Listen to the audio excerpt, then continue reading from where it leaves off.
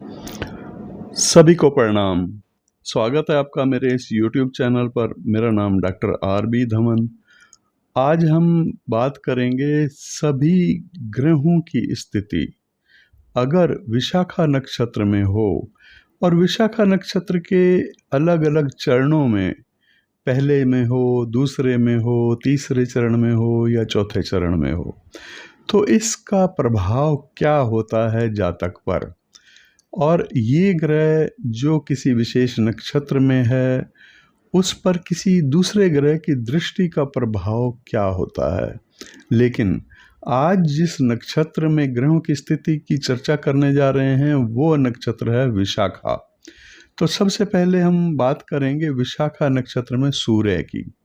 सूर्य की स्थिति अगर विशाखा नक्षत्र में हो और विशाखा नक्षत्र के पहले चरण में हो, तो प्रथम चरण में सूर्य विवाह में विलंब करवाने वाला प्रभाव इसका होता है।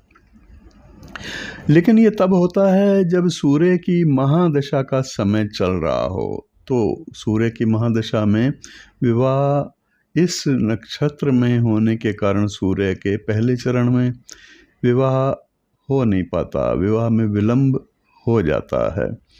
अब इसी नक्षत्र में अगर सूर्य की स्थिति हो विशाखा नक्षत्र के दूसरे चरण में, तो यहाँ दूसरे चरण में सूर्य शुभ फल यहाँ भी नहीं देता।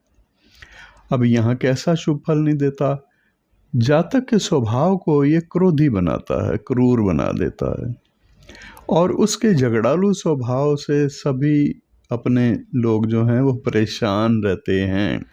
तीसरे चरण में अगर सूर्य की स्थिति हो विशाखा नक्षत्र के, तो यहाँ पर जो सूर्य है वो किसी न किसी कला में उसको निपुण बनाता है, जातक या जातिका। जहाँ पर मैं जातक शब्द का प्रयोग करूँगा वहाँ जातक और जातिका मतलब स्त्री या पुरुष दोनों के लिए समझ लेना चाहिए। लेकिन कुछ विशेष बातें हैं जिसमें आप स्वयं ही अनुमान लगा सकते हैं कि ये तो फलादेश पुरुष पर लागू होता है, स्त्रियों पर लागू नहीं होता। इसी तरह से कुछ फलादेश केवल स्त्रियों पर लागू होते हैं, पुरुषों पर नहीं होते। तो जातक शब्द का प्रयोग शास्त्रों में किया गया है स्त्री और पुरुष दोनों के लिए, लेकिन उसका भाव समझना खुद को होता है। तीसरे चरण में सूर्य किसी न किसी कला में निपुण बनाता है और कला में रुचि भी होती है उसके। कोई भी कला हो सकती है, चाहे वो चित्रकारी हो, नृत्य हो, आज की आधुनिक कला से संबंधित कोई कला भी हो सकती है। चौथे चरण में अगर विशाखा नक्षत्र के सूर्य की स्थिति हो, तो यहाँ पर सूर्य जातक को दूसरों का विवाद सुलझाने की शक्ति देता है। मतलब वो जातक दूसरों की विवाद, किसी भी प्रकार का विवाद हो कि नहीं, दो लोगों में, उस विवाद को सुलझाने की क्षमताएं उसमें होती हैं। अब ऐसे सूर्य पर अगर दृष्टि का प्रभाव हो किसी ग्रह का, तो वो क्या होगा इसको जानते हैं। विशाखा नक्षत्र में सूर्य की स्थिति और उस पर चंद्रमा की दृष्टि का प्रभाव जल संबंधी या जल में उत्पन्न होने वाली वस्तुओं से संबंधित कोई कार्य, बिजनेस करने वाला वो व्यक्ति होगा। बिजनेस नहीं करेगा तो किसी ऐसे संस्थान में वो नौकरी भी करने वाला हो सकता है। मंगल की दृष्टि अगर ऐसे सूर्य पर हो तो उसे साहसी बनाती है, रण कौशल प्रदान करती है ये दृष्टि। बुध की दृष्टि अगर ऐसे सूर्य पर हो जो कि विशाखा में है, तो इसका फल ये बताया गया है कि जातक को किसी विशेष कला में गहरी रुचि भी होती है और उसमें वो निपुण भी होता है।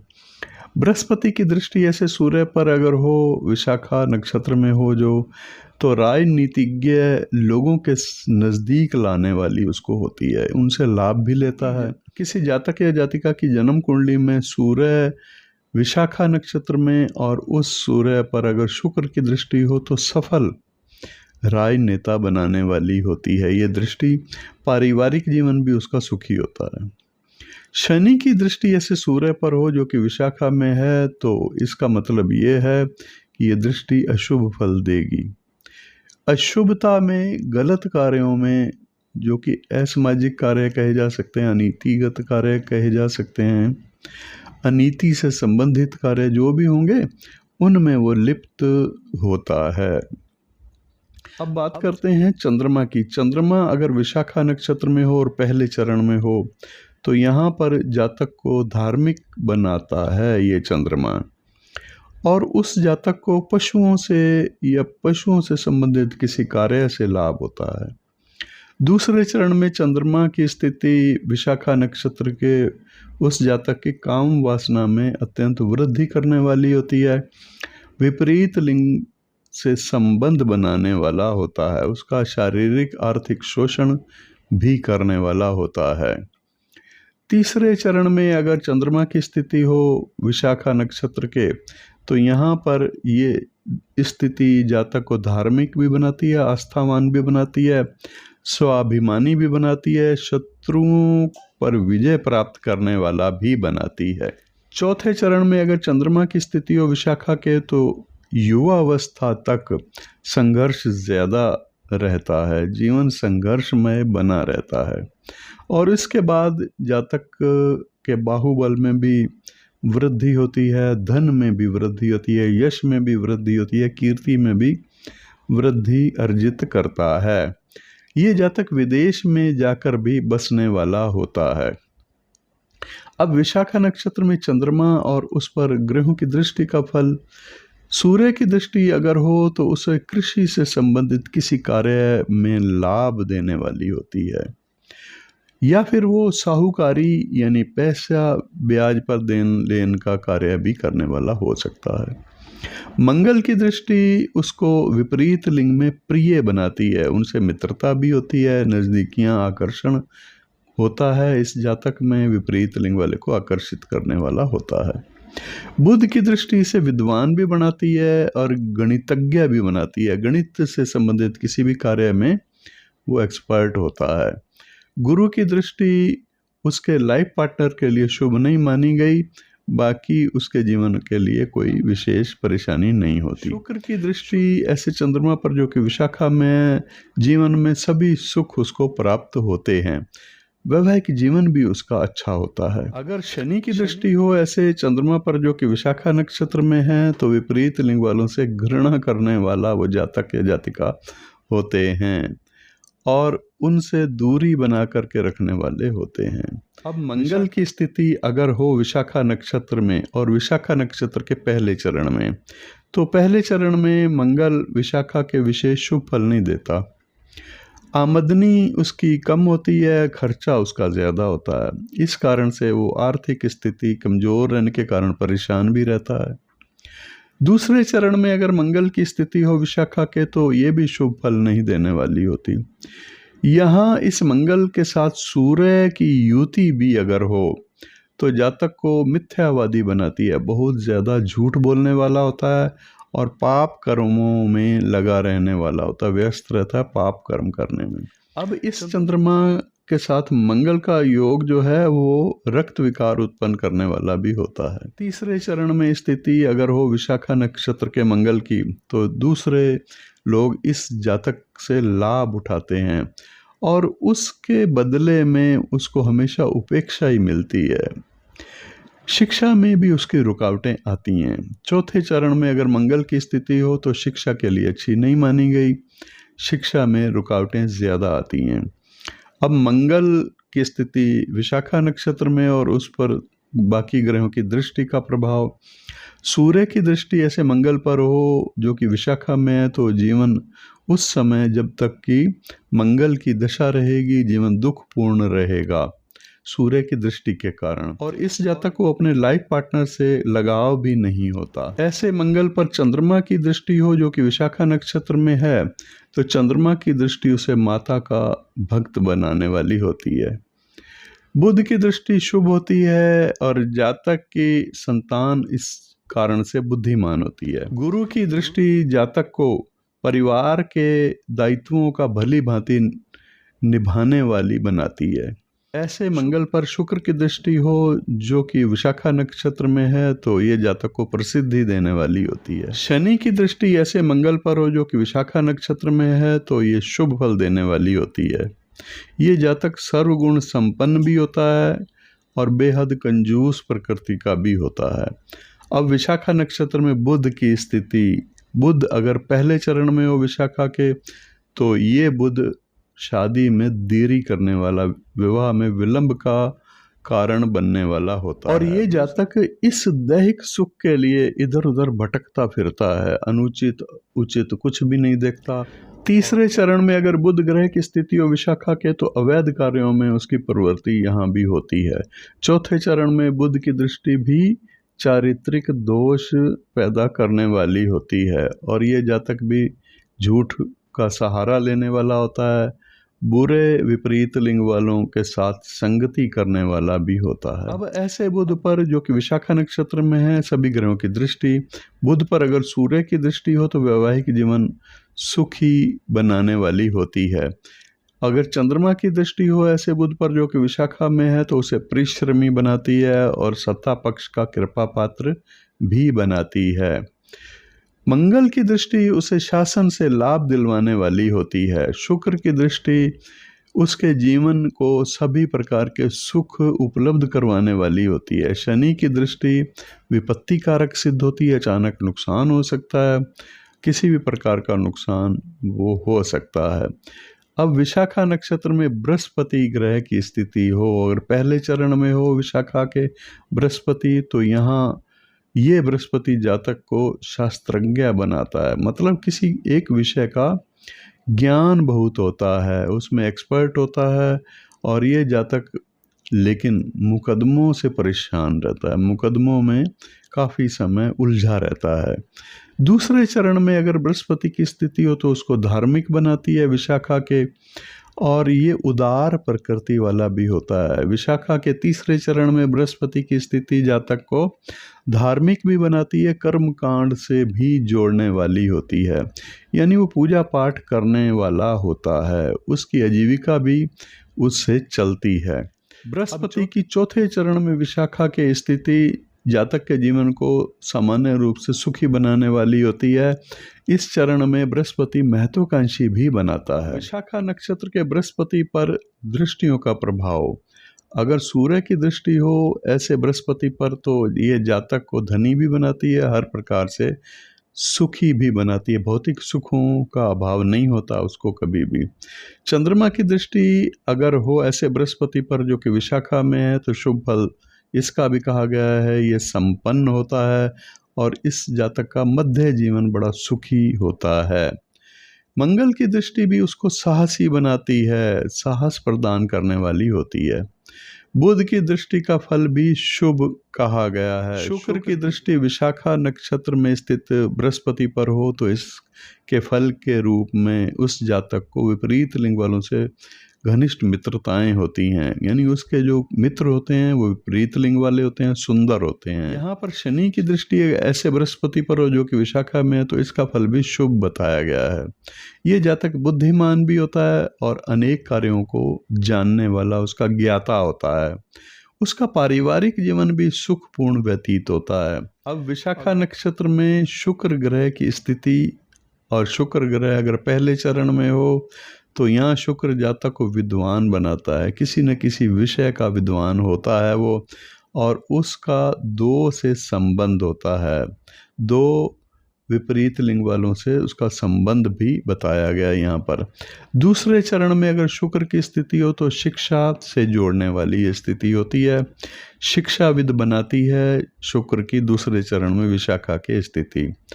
जातक उच्च पद पर आसीन भी होता है। तीसरे चरण में शुक्र विशाखा के, यहाँ पर शुक्र विवाह में विलंब का कारक होता है, विवाह में देरी होती है, इस कारण से चौथे चरण में अगर शुक्र ग्रह की स्थिति हो विशाखा के तो ये शुक्र जातक को साहित्यकार भी बनाता है और इसकी प्रवृत्ति घुमक्कड़ प्रकार की बनाता है। ये यशस्वी लेकिन होता है और किसी विषय का लेखक भी होता है। अब ऐसा शुक्र जो कि विशाखा नक्षत्र में है उस पर ग्रहों की दृष्टि का प्रभाव, सूर्य की दृष्टि हो अगर ऐसे शुक्र पर तो इस जातक का लाइफ पार्टनर सुंदर होता है और स्त्री हो तो उसका पति स्मार्ट होता है। चंद्रमा की दृष्टि ऐसे शुक्र पर जो कि विशाखा नक्षत्र में है उसे मृदुभाषी बनाने वाली होती है, मीठा बोलने वाला होता है। मंगल की दृष्टि उसको क्रूर बनाने वाली होती है, उसकी काम वासना में भी मंगल वृद्धि करता है। बुध की दृष्टि उस व्यक्ति को आकर्षक बनाती है और बातों से भी वो आकर्षक होता है, व्यक्तित्व भी उसका आकर्षक होता है, चेहरा भी आकर्षक होता है। बृहस्पति की दृष्टि ऐसे शुक्र पर जो कि विशाखा में है हर प्रकार के सुख उपलब्ध करवाने वाली होती है। शनि की दृष्टि का फल शुभ नहीं कहा गया। शनि की दृष्टि अगर ऐसे शुक्र पर हो जो कि विशाखा नक्षत्र में है तो जातक स्वभाव से भी क्रूर होता है। अब शनि ग्रह की स्थिति हो अगर विशाखा नक्षत्र में और पहले चरण में हो तो यहाँ पर शनि मिला जुला फल देता है, सुख के साधन भी देता है और कई मुश्किलें भी देता है। दूसरे चरण में अगर शनि हो विशाखा के तो जीवन सुखपूर्ण यहाँ नहीं कहा गया, पग पग पर उसके बाधाएं आती हैं, अनेक मार्गों में रुकावटें आती हैं उस समय पर जब शनि का प्रभाव दशा के रूप में चल रहा हो। तीसरे चरण में अगर शनि की स्थिति विशाखा के हो तो यहाँ शनि शुभ फल थोड़ा बहुत देता है। ये जातक अपने गुणों के कारण, अपने अच्छे गुणों के कारण से प्रभावशाली लोगों की कृपा का पात्र बनता है। चौथे चरण में अगर शनि की स्थिति हो तो यहाँ शनि सामान्य फल देने वाला होता है। अब विशाखा नक्षत्र में शनि की स्थिति और उस पर ग्रहों की दृष्टि का प्रभाव। विशाखा नक्षत्र में स्थित शनि पर सूर्य की दृष्टि अगर हो तो शुभ फल नहीं देती है। इस जातक का जीवन आर्थिक रूप से अभावग्रस्त रहता है उस समय जब शनि का प्रभाव चल रहा हो दशा के रूप में। चंद्रमा की दृष्टि का फल थोड़ा शुभ होता है और ये जातक राजनीति के क्षेत्र में उच्च पद तक भी पहुंच सकता है। ऐसे शनि पर जो कि विशाखा नक्षत्र में हो उस पर मंगल की दृष्टि का फल भी अच्छा नहीं बताया गया। इस जातक के लिए ये फल बताया गया है कि ये मंगल उस शनि के स्वभाव को ऐसे परिवर्तित करता है कि उसको उत्तरदायित्वहीन बना देता है, यानी वो अपने उत्तरदायित्व को ठीक प्रकार से निभाने वाला, समझने वाला नहीं होता। बुध की दृष्टि का फल किसी हद तक शुभ होता है और ये जातक को विद्वान और धनवान बनाने वाली होती है। बृहस्पति की दृष्टि शनि पर जो कि विशाखा नक्षत्र में शनि हो तो शुभ फल देने वाली होती है। इस जातक का जीवन इस दृष्टि के प्रभाव से शुभ होता है। शुक्र की दृष्टि सामान्य फल देने वाली होती है और उस जातक को शनि के समय में शुक्र की दृष्टि के कारण से सामान्य रूप से शुभ फलों की प्राप्ति होती है। अब बात करते हैं विशाखा नक्षत्र में अगर राहु की स्थिति हो और राहु की स्थिति हो पहले चरण में। विशाखा के पहले चरण में राहु मिला जुला फल देता है, ना तो ज़्यादा शुभ और ना ही अशुभ, मिक्स फल देने वाला होता है। या ये कह सकते हैं कि कुछ शुभ फल भी देता है, कुछ अशुभ फल भी देता है, कष्ट फल भी देता है। ये जातक उदार प्रकृति का होता है और उसे अनैतिकता की ओर ये राहु धकेलता है जबरदस्ती। अब दूसरे चरण में अगर राहु की स्थिति हो विशाखा के तो जातक को झगड़ालू प्रवृत्ति वाला बनाने वाली होती है और यहाँ राहु अपने लाइफ पार्टनर के लिए शुभ नहीं कहा गया। मतलब विशाखा नक्षत्र में राहु की स्थिति लाइफ पार्टनर के लिए परेशानी का कारण बन सकती है। तीसरे चरण में राहु की स्थिति हो विशाखा के तो शुभ फल देने वाली थोड़ी बहुत होती है। ये जातक को धन भी देती है, मान सम्मान, यश भी देने वाली होती है। और अगर राहु हो चौथे चरण में विशाखा के तो ये राहु रोग का देने वाला कहा गया है, रोग कारक सिद्ध होता है। कोई न कोई रोग अगर पहले से है तो उसकी वृद्धि करने वाला भी होता है।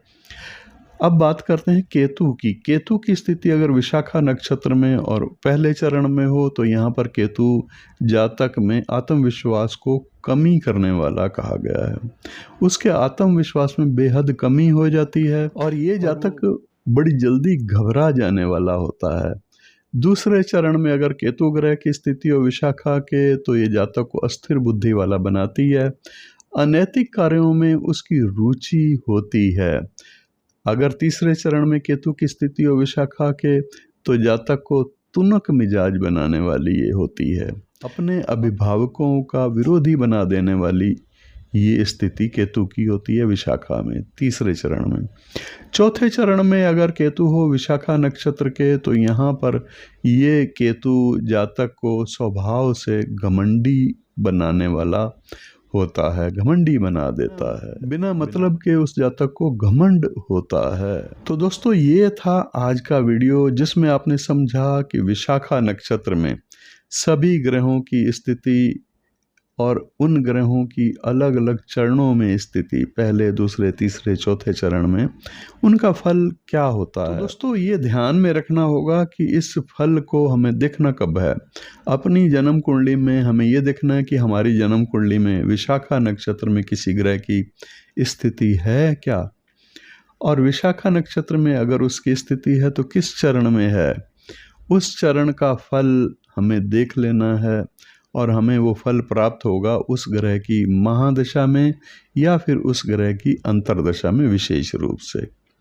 लेकिन इसमें भी अगर उस विशाखा नक्षत्र में स्थित ग्रह पर किसी दूसरे ग्रह की दृष्टि का प्रभाव भी है तो हमें साथ में उस दृष्टि प्रभाव को भी सम्मिलित कर लेना होगा। वो जो दृष्टि का प्रभाव है किसी अन्य ग्रह की दृष्टि के कारण से कुछ उसके पहले जो ग्रह की हम चर्चा कर रहे हैं, जिसका फल देख रहे हैं, उसके स्वभाव में परिवर्तन करने वाला भी हो सकता है। मान लीजिए अपनी जन्म कुंडली में आपका शनि विशाखा नक्षत्र के दूसरे चरण में है, तो आप शनि के दूसरे चरण का फल शनि की दशा या अंतर्दशा में देख रहे हैं, तो ये सुखी नहीं रहने देता और हर कदम कदम पर रुकावटें होती हैं उस जातक के कार्यों में। लेकिन इस पर अगर किसी शुभ ग्रह की दृष्टि का प्रभाव हो, जैसे मान लीजिए इस पर चंद्रमा की दृष्टि भी साथ साथ हो, तो चंद्रमा की जो दृष्टि है उसके अशुभता को काफ़ी कम कर देगी। क्यों कर देगी? क्योंकि चंद्रमा की दृष्टि का फल शुभ होता है ऐसे शनि पर जो कि विशाखा नक्षत्र के दूसरे चरण में है।